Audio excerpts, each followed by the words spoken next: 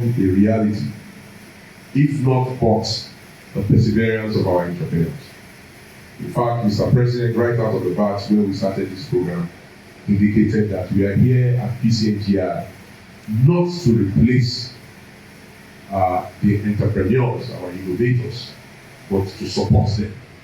And to me, I want to thank you all for believing in Mr. President's vision, for making sure you are putting your money where his vision is. And I want to thank you all for coming. I'm here today to speak on an important topic: collaborative pathways to accelerate compressed natural gas adoption. First, of course, I'm sure everybody that is here do not need an education on what CNG is. By all means, compressed natural gas has become easily one of the most popular signature programs of Mr. President. And Mr. President's vision has been driven, of course, by the sagacity of those people who he has led. And he has told to lead this program, especially our pioneering chairman, Dr. Zach Adiliji, and more recently, our executive chairman, in the person of Barrister Ismail. I want you to give both of them a round of applause. On May 29, 2023, when the President mounted the podium at the Hebrew Square to swear his oath of office, the first immediate policy pronouncement he made was around the departure of Nigeria from an era of energy insecurity to one of security. There is no doubt in my mind that when Mr. President made that statement and said the era of fuel subsidy is over, the implications for Mr. President, both politically and for the rest of the country, knew no bounds. However, Mr. President saw in the policy that we had earlier pursued, which required that Nigeria import that which it already had in abundance, while also subsidizing it, and then losing it to our neighbors by way of smuggling, and to unscrupulous businessmen that cheated the government, leading to Nigeria being in perilous economic and financial circumstances when it took over, that situation needed to end. I'll put it in perspective. On May 29, 2023, the National Assembly had approved for the country a budget of about 18.9 trillion naira in December 2022. That budget was 50% funded with revenue projections and 50% supposedly to be funded with debt. This, as you can imagine, is already a dire situation because none of us will fund our family, household, or our businesses with half debt. But this was a situation because NNPC at that time was not relating. In fact, NNPC sometimes was committing Nigeria's food futures in order to import fuel. Now, what made the situation even worse was that as at that May 29, Nigeria had only been able to collect 3.5 trillion straight line mathematics. That means we were going to be on track maybe to collect 7 to 8 trillion naira in an 18.9 trillion naira budget. So in reality, we might have ended up with a heavily funded, debt-funded budget. But this budget, by the way, did not contain the line item of fuel subsidy.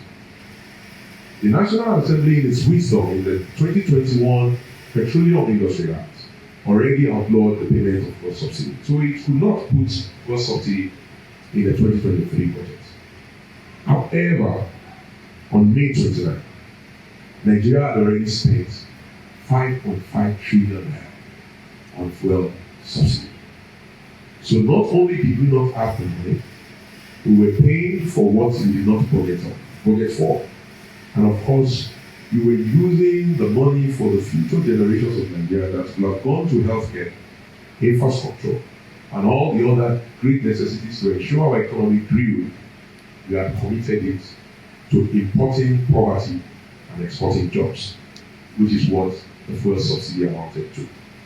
Mr. President, of course, in his wisdom, could not allow this to continue. And so, therefore, immediately implemented the law of the land in line with the oath of office that he just took. He implemented in 2023 appropriations that did not provide for fuel subsidy to be spent. He also, of course, implemented in 2021 PIA, the Petroleum Industry Act, that had outlawed the payment of fuel subsidy. But he also knew that these had immediate impact on the lives of ordinary Nigerians. And that meant an immediate increase in the cost of living, a higher cost of moving from one point to the other, with 14 to 17% of household goods spending being consumed by transportation. Mr. President, on July 31, in response, of course, to the cries of the poor and many Nigerians, outlined in what is now called the palliative speech, what he was going to do about, of course, these unintended consequences of this policy. And in that speech was the first time Mr. President directly mentioned the utilization of compressed natural gas as a palliative to reduce the cost of transportation. He laid out the future for Nigeria that utilized our abundant compressed natural gas resources for transportation. A nation that was a custodian of 33% of Africa's gas resources, yet was importing fuel that it had in abundance in crude form, and instead exported that crude form and imported petroleum. We were like the man that lived next to the ocean and was using the spit to wash his hands. Nigeria, a country that had about 210 TCF of natural gas reserve, was importing petrol, the derivative of crude oil, that it had in abundance but it could not refine. The president saw a different future. A future where we use our natural gas, not just to power our transportation, but to power our industries, to improve the outcomes for our children, creating jobs, ensuring that our factories, even in the north, that used to have over 2 million jobs in the textile industry that have disappeared in the last 30 to 40 years because of the lack of power. And that was why Mr. President committed to a natural gas future for Nigeria and continued to pursue the decade of gas policy. And to his credit, Mr. President immediately convened a group working closely with the Chief of Staff around the palliative program, the 500 billion palliative program, and immediately began to brainstorm on how we can ensure that this program becomes a reality. That group eventually transformed on August 18 on Twitter handle of Mr. President, where the presidential CNG initiative was announced. Furthermore, the President directed through the Chief of Staff that an organization, a special purpose vehicle, will be incorporated under the Ministry of Finance Incorporated on September 1st, 2023, that the PCNGI Limited and the special purpose vehicle for ensuring that the PCNGI continues long after its administration is over. Hopefully for us, as party leader, he will be in office for the next 6 years. At which point, we'll hand over power to another APC president to continue his CNG policy. I believe that is the wrong problem. We are monitoring those people who are not clapping. You are saying Mr. President is not going for another form. I'm looking at you.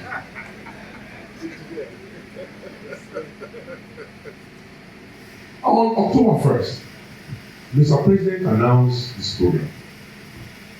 And he laid out for the country 3 critical mandates for the PCNGI. The first mandate was to incentivize the adoption of compressed natural gas for transportation, as well as other alternative forms of energy, and that includes EVs.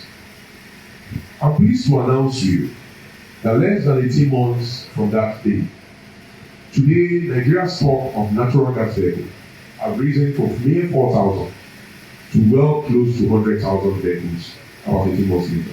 I believe that deserves a round of applause. And the PCNGI has deliberately worked with the industry to roll out these incentives for adoption.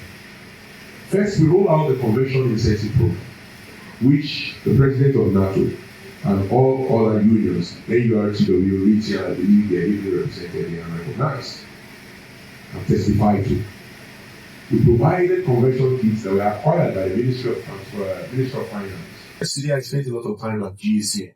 We're working on the domestic supply of inflation and PDD for the year. And it will only happen when the ministry also becomes accountable to the offering. We do not want arbitrage. We don't want gas allocated to auto CNG to find its way into power. And so therefore, the industry upstream is now losing money because we are playing games. We must work. And in that stream, we need to invest. We need to do more. And we need to enable the sector. We need more NASENI. We need more NASENI-Portland collaboration in order for us to ensure we deliver the gas future that the Mr. President dream of as we are on our path to a $1 trillion economy. I believe with you and with your confidence in Mr. President, with your commitment in this vision, your commitment to work collaboratively, we can achieve it. After all, you and I today, we are sitting in the nation's capital. This did not exist in 1975. When General Murtala Mohammed of blessed memory, now the world now called Valentine's Day, just on the eve of Valentine's Day of 1975, the need to create a new national capital. Many people did not do. Few people do. But today, Abuja, because of the commitment of all the world, one of only two capitals that is now occupied and thriving, the others being Brasilia. And we see here and consider Abuja one of the wonders of Nigerian minds. And of course, under the leadership of Mr. Project, or almost, Abuja continues to be a new look and a better view. In Nigeria, yes, I can clap for Mr. Project so that I can give him a.